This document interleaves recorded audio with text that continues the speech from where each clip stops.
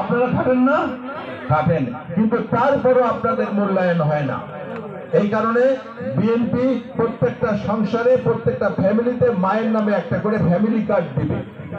একটা করে কার্ড হবে মায়ের নামে, ফ্যামিলি কার্ড। এই ফ্যামিলি কার্ডটার দ্বারা অনেক উপকারিতা আছে।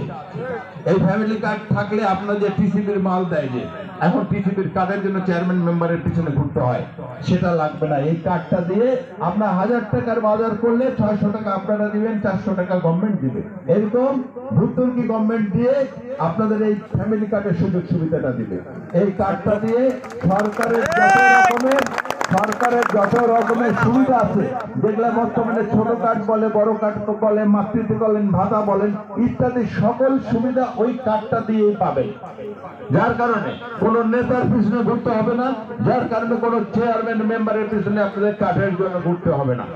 এখন আমরা শুনি অনেক নেতার পিছনে কার্ডের জন্য খরচ করতে হয়, অনেক নেতা, অনেক মেম্বার, চেয়ারম্যানের পিছনে আপনাদের অনেক ঘুরতে হয়, অনেক পরিশ্রম করতে হয়।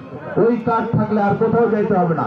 এছাড়া মাদের স্বাস্থ্য পরীক্ষার জন্য প্রত্যেক এই দেশের যত বেকার যুবক যুবতী আছে তাদেরকে ট্রেনিং করাবে, একটা স্বল্পকালীন ট্রেনিং করায় মাদের প্রত্যেক মায়ের বাড়িতে বাড়িতে পাঠানো হবে এবং মায়েদের মাসে অন্তত একবার করে স্বাস্থ্য পরীক্ষা করানো হবে।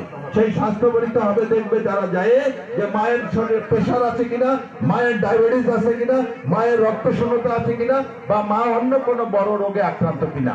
যদি থাকে তাহলে তার চিকিৎসার ব্যবস্থা করবে। এই কার্ড দ্বারা মায়ের ছেলে সন্তান সরকারি কোনো বড় কলেজ বা বিশ্ববিদ্যালয়ে পড়লে সেখানে বৃত্তি পাবে। এই কার্ডের কল্যাণে মারা যখন সরকারি যানবাহনে চলাচল করবে, সেখানে 100 টাকার টিকিট 70 টাকায় কাটতে পারবে।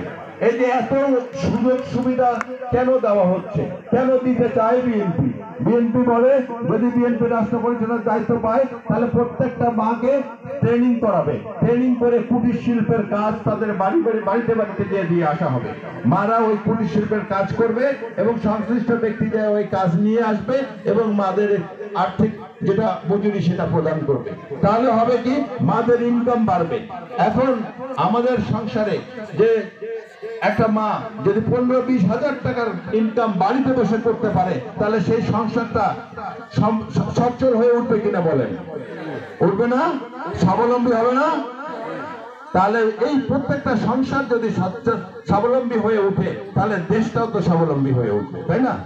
তো বিএনপি এই কাজগুলো করতে চায় এবং এছাড়া বিএনপি কৃষকদের কল্যাণে কাজ করতে চায়। এখানে অনেক ভাই বোনেরা আছেন, আপনারা জানেন শহীদ রাষ্ট্রপতি জিয়াউর রহমান খাল কাটা কর্মসূচি গ্রহণ করেছিল। আছেন না এখানে? জানেন না? অনেকে জানেন।